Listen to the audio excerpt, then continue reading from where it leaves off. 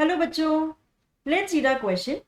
So our question says, how would you assess Griffin as a scientist?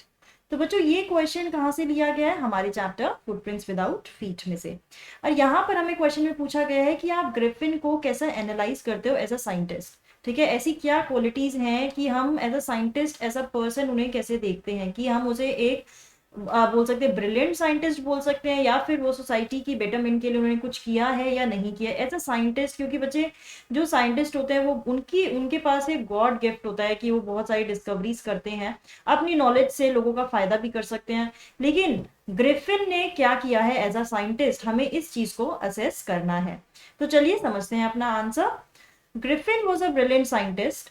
He discovered an extraordinary drug which could make the human body invisible। कि भाई अब हमें ये तो बताना है कि वो साइंटिस्ट हैं, ब्रिलियंट साइंटिस्ट हैं, ठीक है थे, यानी कि उन्होंने डिस्कवर की थी एक एक्स्ट्राऑर्डिनरी और रेयर ड्रग जिससे कि ह्यूमन बॉडी इनविजिबल हो सकती थी। But he misused his brilliancy and the drug. ठीक है, लेकिन उन्होंने अपनी ब्रिलियंसी का और ड्रग का दोनों का ही मिसयूज किया।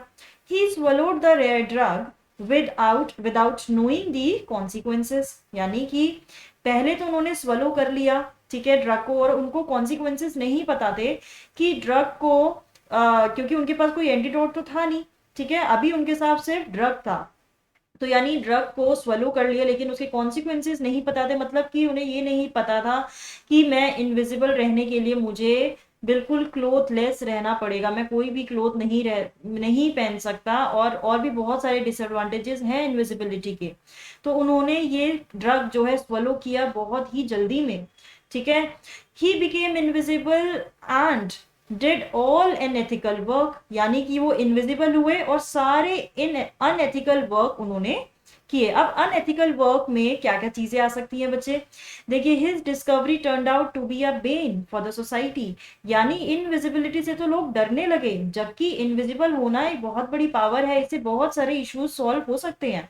लेकिन उनके अनएथिकल वर्क्स को देखकर, उनके इन स्टीलिंग की हैबिट जो थी उनकी, और अपने में रहने की जो हैबिट थी, और सिर्फ अपने फायदा करने की वो सोच रहे थे, लोगों को टेरराइज करने की सोच रहे थे, तो ये जो डिस्कवरी थी ये एक बेन बन चुकी थी, यानी अभिशाप बन चुकी थी सोसाइटी के लिए, रादर देन एक वरदान, यानी बून की बजाय ये बेन बन चुका था।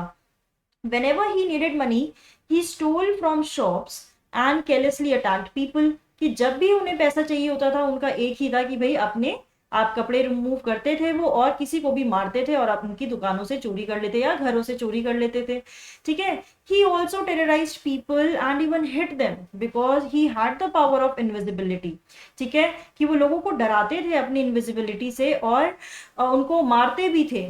He could have used it for the betterment of society, could become the hero in the eyes of people। देखिए, हमने कितनी सारी मूवीज देखी हैं जिसमें कुछ स्पेशल हीरोज होते हैं जिनके पास स्पेशल पावर्स होती हैं, और वो सोसाइटी को हेल्प करते हैं। हमने हर मूवीज में यही देखा है कि वो हेल्प करते हैं। लेकिन यहाँ पर बिल्कुल ऑपोजिट हमने देखा कि एक पावर के कारण जो एक साइंटिस्ट है, अल्टीमेटली वो कितना ज्यादा खतरनाक या डेंजरस बन सकता है सोसाइटी के लिए।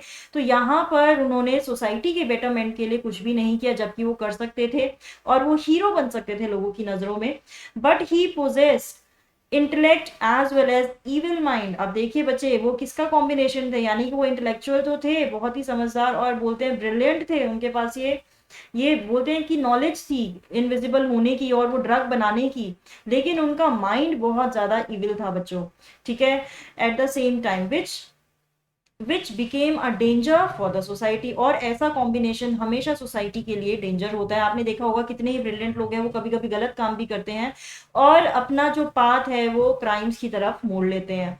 ठीक है, he was short tempered, mean and cruel. यानी कि वो काइंड नहीं थे, वो किसी को भी मारने में हिचकते नहीं थे। ठीक है, which made him more like a criminal than a scientist. यानी कि वो साइंटिस्ट हमें कम लगे, ज्यादा हमें क्रिमिनल लगे। इतने शॉर्ट टेम्पर्ड रहते थे, किसी से भी ढंग से बात नहीं करते थे, मीन थे, क्रूअल थे। As a scientist he should have done wonders for the society and could have proved to be a boon. यानी कि वो बहुत ही ज्यादा फेमस हो सकते थे, बून साबित हो सकते थे सोसाइटी के लिए, लेकिन उन्होंने ऐसा नहीं किया। जबकि उन्हें लगता था कि मैं इनविजिबल होकर सोसाइटी को डराना चाहता हूं, और लोगों पर मैं क्या करूंगा, राज करूंगा, टेरराइज करूंगा उन्हें, और लोग मेरे से डरेंगे।